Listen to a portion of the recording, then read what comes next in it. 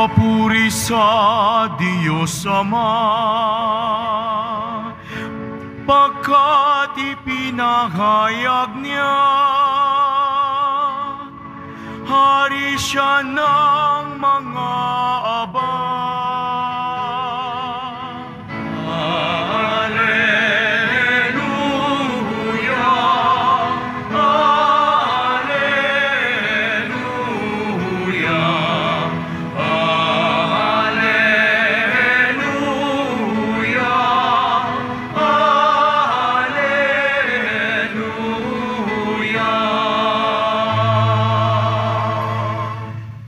Sumainyo ang Panginoon at sumaiyo rin ang mabuting balita ng Panginoon ayon kay San Lucas. Papuri sa iyo, Panginoon.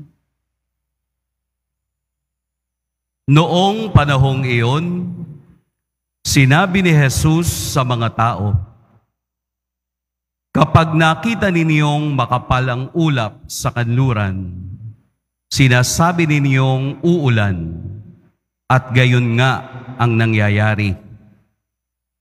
At kung umihip ang hanging timog, ay sinasabi ninyong iinit, at magkakagayon nga. Mga mapag-imbabaw, marunong kayong bumasa ng palatandaan sa lupa't sa langit. Bakit hindi ninyo mabasa ang mga tanda ng kasalukuyang panahon? Bakit hindi ninyo mapagpasyahan kung alin ang matuwid? Kapag isinakdal ka sa hukuman, makipag-ayos ka sa nagsakdal habang may panahon. Baka kalad ka rin kaniya sa hukuman at ibigay ka ng hukom sa tanod at ibilanggo ka naman nito. Sinasabi ko sa inyo, hindi ka makalalabas doon hanggat hindi mo nababayaran ang kahuli-hulihang sentimo." Mga kapatid, ang mabuting balita ng Panginoon. Pinupuri ka namin, Panginoong Hesukristo. Magsiupo muna ang lahat. Magandang gabi po sa lahat. Ating purihin at dakilain ang ating Poong Jesus Nazareno.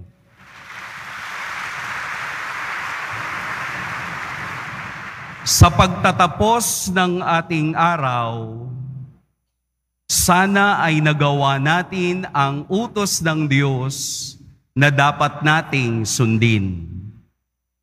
Sa pagtatapos ng araw, ito man ay mabigat o magaan, ito man ay mahirap o simple sa iba, ito pa rin ay buhay na laan sa atin at bigay ng may kapal. Ang buhay na yan ang binibigyan ng pansin sa ating ebanghelyo. Ang buhay na meron tayo ay dapat tumingin at makakilala ng mga tanda sa kasalukuyang panahon. O sa Ingles, signs of the times. Ano bang dapat nating makita? Ano ba ang dapat nating mabatid o maunawaan? Simple lang po. Parang ganito. Mahirap gisingin ang taong nagtutulog-tulugan. Yun ang pinakamahirap. Mahirap ipakita ang isang bagay sa taong nagbubulag-bulagan. O kaya naman, mahirap pasayahin ang taong walang pagmamahal. Sa ating buhay, binibigyan tayo ng Diyos ng tanda na ang Diyos na ating tinatawag ay kasama natin sa paglalakbay. Ang Diyos, ang Poong Jesus Nazareno, ay tanda na palaging nasa atin. Anumang hamon ng buhay, anumang takda ng panahon, anuman ang sinasabi nito sa ating paglalakbay. Ang mga taong kausap ni Jesus ay ang mga taong malayo ang paningin. Yun bang naririto na pero hindi pa nila makita dahil bulag sila sa katotohanan ng kapangyarihan ng Diyos sa buhay ng tao. Tayong mga sumusunod, tayong mga deboto, tayong nagmamahal kay Kristo, ay kayang tingnan kung ano ang dinidikta ng panahon sa atin.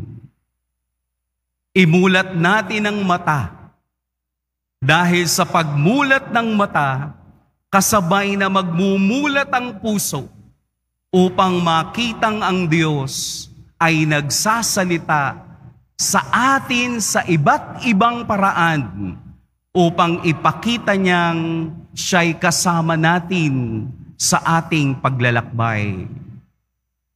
Kaya po dun sa ikalawang bahagi ng Ebanghelyo, magbabayad tayo. Tayo na hindi nakakakita at nakadarama sa Diyos, ay mayroong babayaran sapagkat ating itinatakwil ang presensya ng Diyos sa ating buhay. Hanggang sa kahuli-hulihang sentimo, sinasabi sa atin ng pagbasa na pinababalik tayo ng Diyos sa Kanya sa banal na sakramento ng kumpisal upang ang mga bagay na hindi natin nakikita ay makita natin kung tayo'y nagiging wagas at malinis sa ating buhay.